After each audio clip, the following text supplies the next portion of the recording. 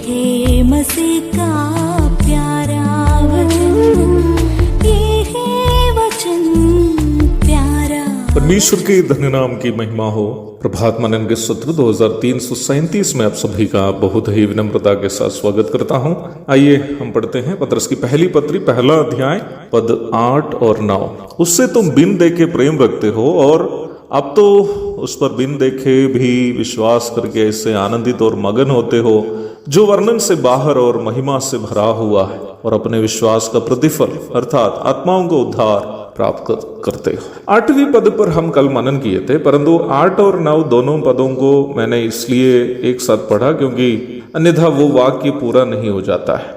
हमारे कल के मनन में हम देखे थे कि रोमी विश्वासियों का विश्वास उनके अंदर कैसे परमेश्वर का प्रेम भर दिया, जिसके परिणाम स्वरूप वे लोग कष्ट सहते हुए आनंदित रहे। 9वीं पद की ओर जब हम आते हैं तो लेखक पत्रस ये बता रहा है कि निम्न विश्वास उनके प्रायोगिक जीवन को कैसे प्रभावित किया। पुनः यहाँ हिंदी अनुवाद में हुई एक गलती को हमें समझने की जरूरत है। हिंदी अनुवाद में यहाँ आत्माओं का उद्धार करके हम जो देखते हैं वो सही अनुवाद नहीं है। मूल भाषा यूनानी में यहाँ उपयोग किया गया शब्द साइके है, जिसका अर्थ प्राण अथवा सोल है। आत्मा के लिए यूनानी बाइबल में उपयोग किया गया शब्द न्यूमा है। यहाँ न्यूमा शब्द इस्तेमाल नहीं किया है, साइके शब्द का इस्तेमाल किया है। 9वीं पद में न्यूमा शब्द का इस्तेमाल हम नहीं देखते हैं।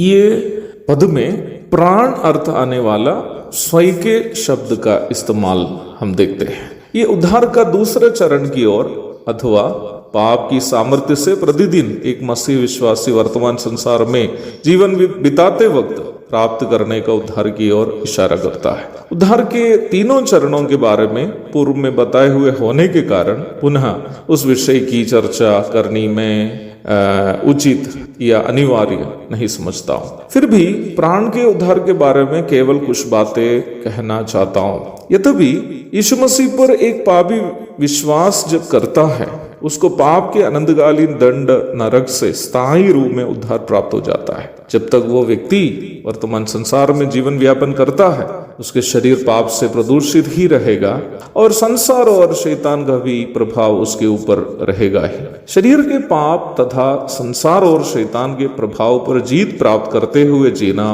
प्रत्येक विश्वासी से प्रभु उम्मीद करने वाला एक आत्मिक दायित्व है। रोमी अध्याय 6 पद 11 से 13 तक। परंतु ये एक आसान कार्य नहीं है, इसलिए हमारी मदद के लिए प्रभु 3 महत्वपूर्ण विकल्प दिया है, ताकि उन तीनों विकल्पों की मदद से हम शरीर के पाप तथा संसार और शैतान के प्रभाव से बचकर प्रभु यीशु मसीह की पवित्रता में बढ़ते जाए। निम्न विकल्प में पहला है परमेश्वर का वचन बाइबल, जो हमें धार्मिकता की शिक्षा देती है। रोमी अध्याय 6 की 17-18, दूसरा तीमुथियुस 3 की 16।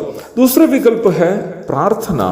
प्रार्थना से हम परीक्षाओं पर जीत प्राप्त करने की सामर्थ्य प्रभु से प्राप्त कर सकते हैं। मत्ती 26 की 41, इफिसी 5 की 18। तीसरा है संगति।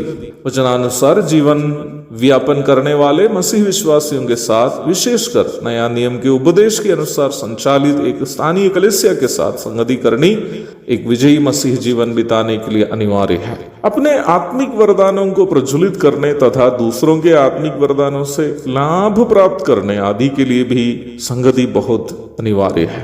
मैंने अपने जीवन में इस बात पर ध्यान दिया हूं कि जो लोग पाप में जीवन बिताना पसंद करते हैं या रहस्य में पाप करते हैं, वो संगति से दूर रहते हैं, क्योंकि वचनानुसार संचालित कलीसियाओं में किसी को वचन के विपरीत में जीवन बिताने नहीं देंगे। वहां अनुशासन, सुधार आदि होते हैं। इसलिए ही वचनानुसार संचालित एक स्थानीय कलीसिया में संगति करनी हर एक उद्धार प्राप्त विश्वासी की अनिवार्यता है। प्रेरितों के काम 2 की 42 से 47 तक और इब्रानी अध्याय 10 की 24-25 पढ़िएगा। इन तीनों विकल्पों की मदद से एक विश्वासी अपने प्राणों का उद्धार करते हुए एक विजयी मसीह जीवन बिता सकता है। मनुष्य का प्राण उसके वो हिस्सा है जो दैनिक जीवन में विभिन्न निर्णयों को लेने के लिए उसकी मदद करता है। उद्धार प्राप्त विश्वासी में परमेश्वर का आत्मा उन्हें वचनानुसार जीवन बिताने के लिए प्रेरित करते रहेगा। आत्मा के अनुसार यद्यपि निर्णय लेने के लिए प्राण तो चाहेगा, पर पाप वास करने वाला उसके शरीर प्राण पर यह प्रभाव डालेगा या दबाव डालेगा कि वह संसार और शैतान की इच्छा अनुसार निर्णय ले। वचन का ज्ञान हमें सही और गलत की जानकारी देता है। प्रार्थना हमें वचनानुसार निर्णय लेने की सामर्थ्य प्रदान करती है। अन्य पवित्र लोगों के जीवन तथा उनके साथ हमारी संगति हमें पाप से बचकर रहने के लिए प्रेरणा भी बन जाती है। रोम के विश्वासी जो परमेश्वर से प्रेम करते थे, इसलिए ही हम ये अनुमान लगा सकते हैं कि वे वचन का अध्ययन, प्रार्थना एवं संगति के द्वारा पाप से प्रभावित होने से अपने प्राणों को बचाकर पवित्र जीवन बिताते हुए परमेश्वर की महिमा की है।